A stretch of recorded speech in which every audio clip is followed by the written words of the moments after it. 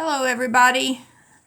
Good morning, and we're going to be looking at part 2 of our chapter 2 notes on kinematics today. Linear kinematics, one-dimensional kinematics. So let's start with looking at how we are going to interpret position time graphs. This is a vector graph, so that means direction can be shown on this type of a graph. What we need to know, first off, the displacement of the object during time delta t is measured along the y-axis. Now remember, displacement is change in position. Position is going to be on the y-axis. So the displacement is between one position and another position on the y-axis. For example, right down here, if we looked at the object when it's at this position, and then again when it's at this position, the displacement would be from here to here, or in this case, 50 minus 10 is 40 meters. Now, the magnitude, that means the numerical value of the slope of the graph line, is also the magnitude or numerical value of the velocity. So the slope on a position time graph represents velocity. Now, how do we know that that is true? Well, let's look at this little space right here. We know that the slope of a graph is equal to the change in the y-axis values over the change in the x-axis values. Now in this case, this x does not mean position. This is just x-axis, y-axis values. X points, y points. Rise over run. Well, in the case of a position time graph, the change in y values is what we call the change in position. And the change along the x-axis is the change in time. Well, change in position with respect to time, or rate of change in position, is velocity. Okay? So displacement over the time period. Velocity. Velocity is the slope of the graph. Now, when we're talking about the slope, slope can have more than just numerical value. It can also have a sign, positive or negative. The sign of the slope will be the direction of the velocity. Okay? So if it is a positive slope, it's a positively directed velocity. If it's a negative slope, it's a negatively directed velocity. Now, when we look at a slope that's curved like this one, the slope of the line tangent to a given point. So if we choose a point on the line, let me choose this one here, and draw a line that's tangent to that point, the slope of that tangent line is the instantaneous speed or velocity. Let me see if I can spell it. Instantaneous velocity. In other words, the velocity at just that one point in time.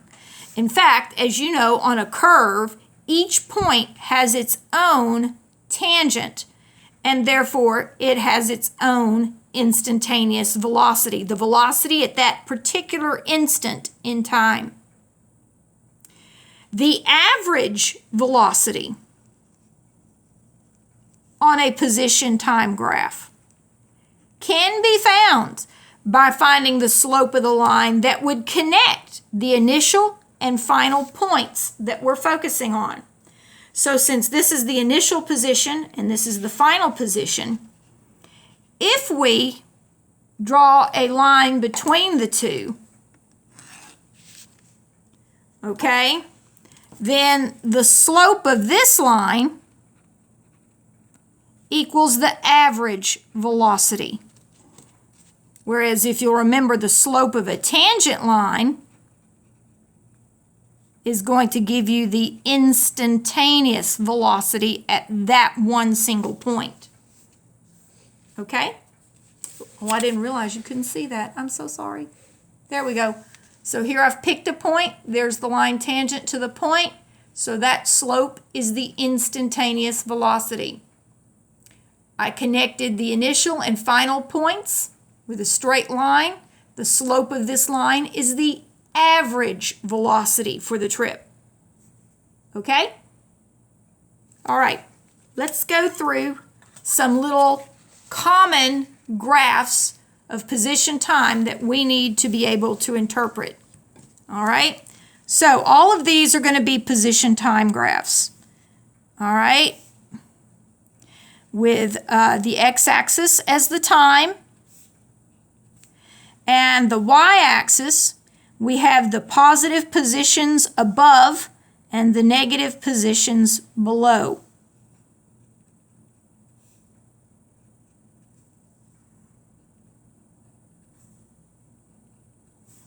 Okay?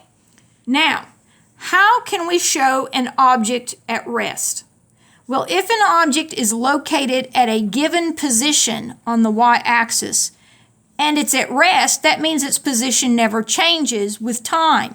So we get a horizontal line, which makes sense because if the slope is 0, then that's the velocity. The velocity is also 0, so that should make sense. Can we have an object at a negative position at rest? Well, of course we can.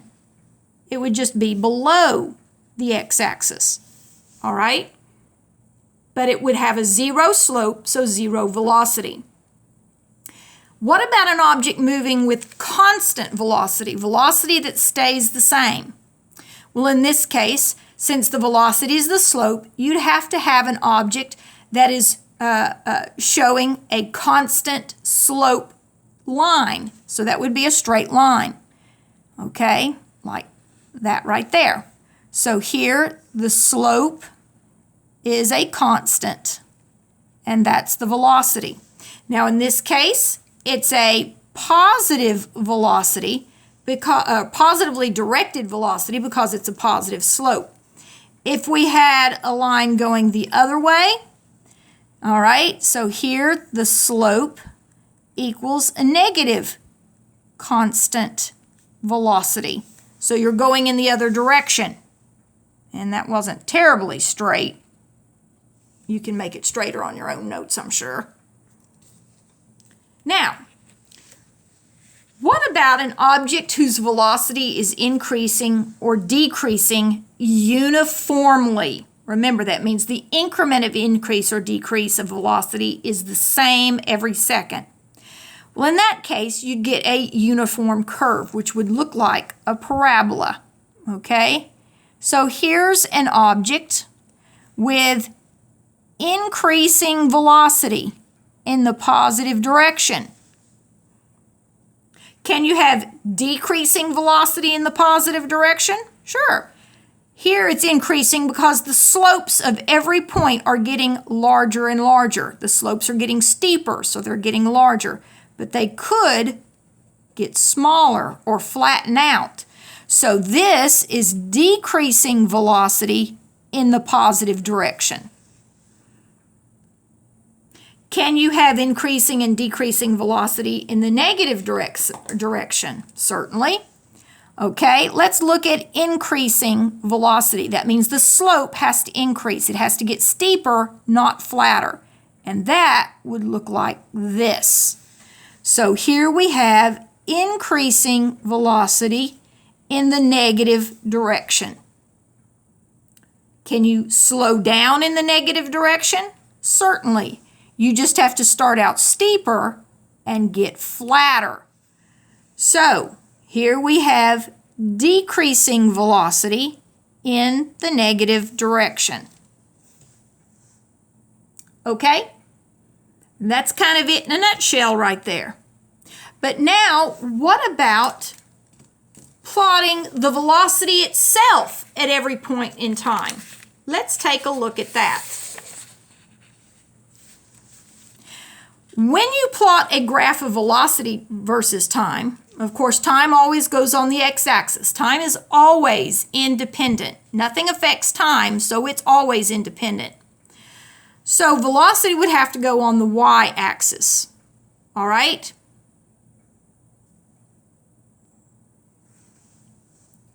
Abracadabra. Change in velocity is measured along the y-axis, much like change in position is measured along the y-axis on a position time graph. Only here, it's going to be a change in velocity, just like that, okay? Now, the magnitude of the slope of a velocity time graph is going to be the magnitude of the acceleration of the object, if it has one. So it's kind of interesting. The slope of a position time graph is velocity. The slope of a velocity time graph is acceleration. Those of you in calculus will understand the progression there from position to velocity to acceleration. You have to take a derivative to go from position to velocity and velocity to acceleration. To go the other way, you have to integrate, although I doubt you've gotten to integration yet in your calculus class. That's okay. Oops, you can't see that. All right, so to go from position to velocity to acceleration, you have to take a derivative each time. To go the other way, you have to integrate. But you should have heard the term derivative probably by now in your calculus class, if you have calculus this year. Now, so the magnitude of the slope of the graph line on a velocity time graph is the magnitude of the acceleration. Remember, the rate of change in velocity. How do we know that's true? Very much how we knew it was true for a position time graph, that the slope was velocity. Look here. If we look at the slope of a velocity time graph, the rise over the run would be the change in velocity over the time period. And that, by definition, is acceleration, rate of change in velocity. Okay? Now, the sign of the slope is the direction of the acceleration. And that's going to tell you if you're going to be adding or subtracting from your velocity. Whatever the magnitude of the slope is, that's the increment of acceleration that you're changing your velocity by. The sign of the slope says whether you're adding it or subtracting it, okay? So if the magnitude of your slope on a velocity time graph was 3, then that means your acceleration increment is 3 meters per second per second. And if the sign is positive, you're going to add those increments every second to your velocity. If the sign is negative, you're going to subtract them from your velocity. Okay? Now, next page.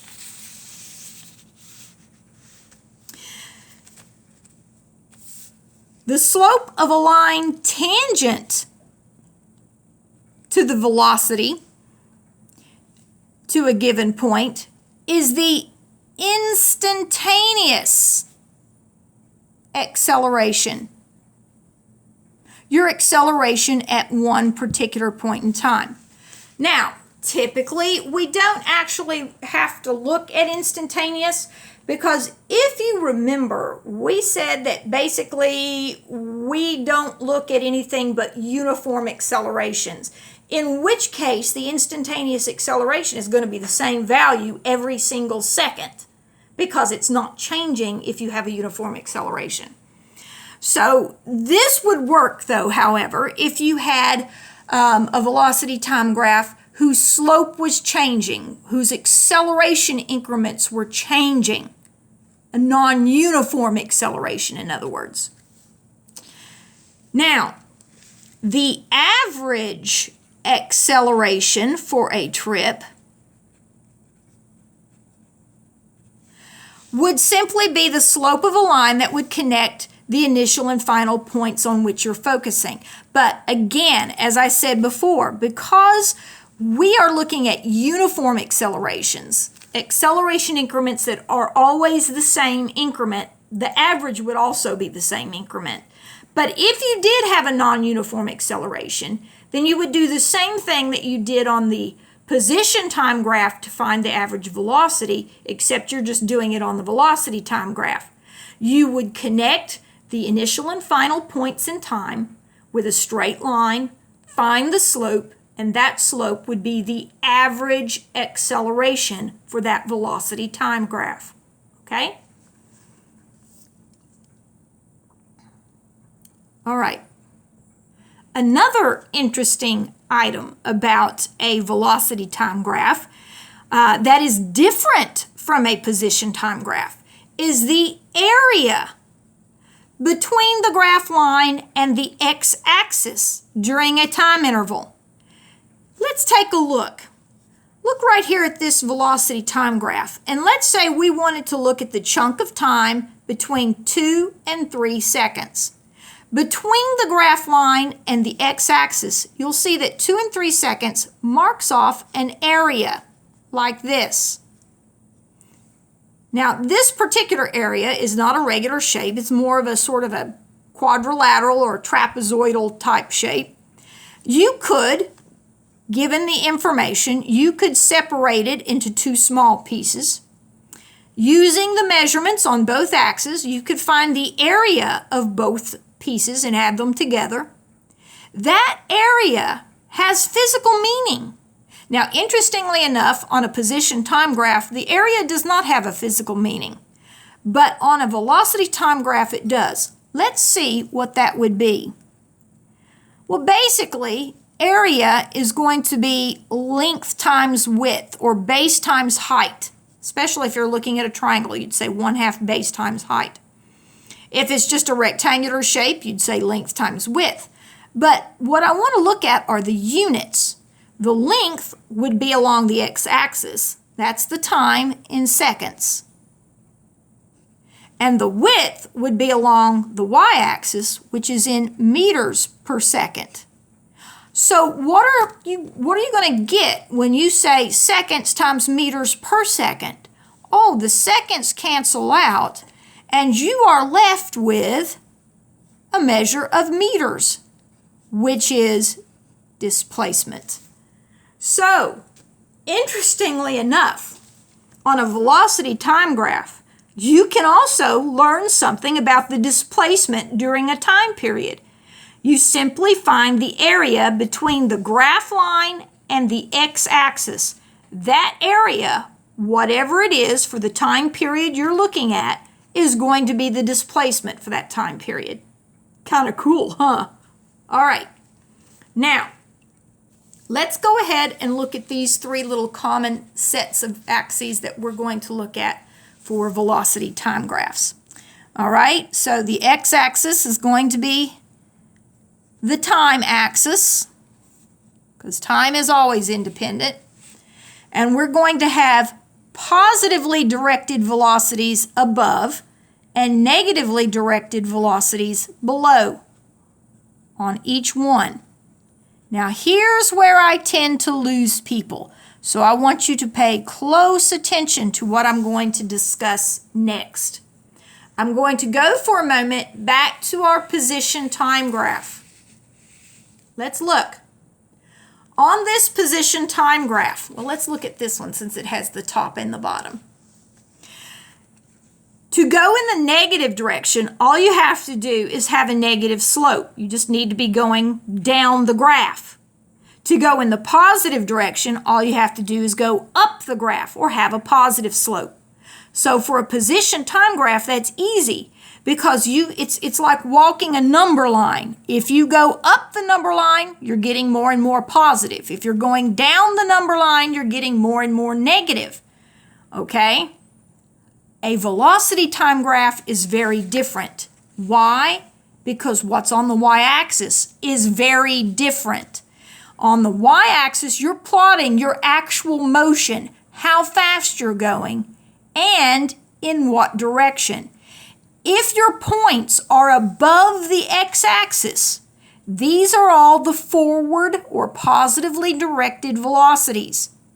So, the ones below the x-axis, down here, would be for the negatively directed velocities. You're going in the reverse direction. So how can you go from traveling forward to traveling in the reverse direction? You have to cross the x-axis. That is the only way to show a change in direction here, is by crossing the x-axis. Now, knowing that, let's take a look. All right, on a velocity time graph, how can we show an object at rest? Well, remember, on the y-axis, we're plotting the velocity. What is your velocity when you're at rest? It's 0. So here, we would have this on the x-axis. You can make yours a little neater than mine. All right? That would be an object at rest. Now, what about an object moving with constant velocity? Well, that means you have a velocity at some value and it stays that value over time. So you get a horizontal straight line where the slope is 0. So if the slope equals 0, the acceleration also equals 0. But here you are moving in the positive direction. You're moving forward because it's above the x-axis. Can you have a negatively directed constant velocity? Certainly. You just pick whatever negative velocity you have and you stay at that velocity. Again, the slope is 0, so the acceleration is 0. Okay? Now, what if your velocity is uniformly changing? What if you're accelerating or decelerating? Now, this is going to get a little more complicated. All right. To accelerate in the positive direction, you have to have a positive slope.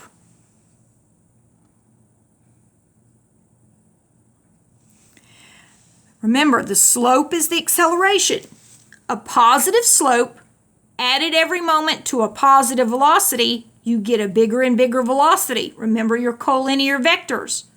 You add a little bit to it, same direction, you get a bigger velocity. Can you decrease your velocity in the positive direction? Certainly. You just start with some velocity and you decrease it uniformly. This is a negative acceleration increment. So you're going to subtract it from your positive velocity. Now, here's what people don't get. They understand right here that they're moving forward and that they're going faster and faster because you're going up the y-axis. You're getting a bigger and bigger magnitude velocity. But look right here. Only the acceleration increment is negative, which means you're taking it away from your velocity. But your velocities here are still forward moving. You're still going forward. It's like when you're traveling down Manatee Avenue and you look up ahead and you see a red light and you know you have to slow down. So you decrease your velocity, but you're still going forward. You're still going in the positive direction as you decrease the value on the y-axis of your velocity by that negative acceleration increment. Okay? That's what people get confused about. Now, can we do the same things in the negative direction? Certainly. Let's suppose you were traveling out towards the island and realized you left some stuff at home and you have to turn around and go get it. So, you can increase your velocity as you travel in the negative direction. Remember, this is 0. So as you go away from 0, the values of the velocity are getting larger. And because this is a negative slope, you have a negative acceleration increment. So you're adding a negative increment to a negative velocity. The negative velocity gets bigger. That's what happens with collinear vectors. When they point the same way, you get a bigger and bigger vector. Can you slow down as you travel in the negative direction? Certainly. You start with some velocity and it decreases. Why does it do that? because it has a positive slope, so you have a positive increment. You're adding it to a negatively directed velocity. When you add a positive to a negative, you're going to get a smaller and smaller value. Okay? But you're still going in the negative direction. You're just decreasing the value of that negatively directed velocity. Do you see the difference? This right here is what most people have more trouble with than anything else. And you've got to learn to interpret it correctly. This is the crux of the matter right here. People don't usually have trouble with position time graphs. And they're okay with constant velocity or being at rest. But this is where we get the problems.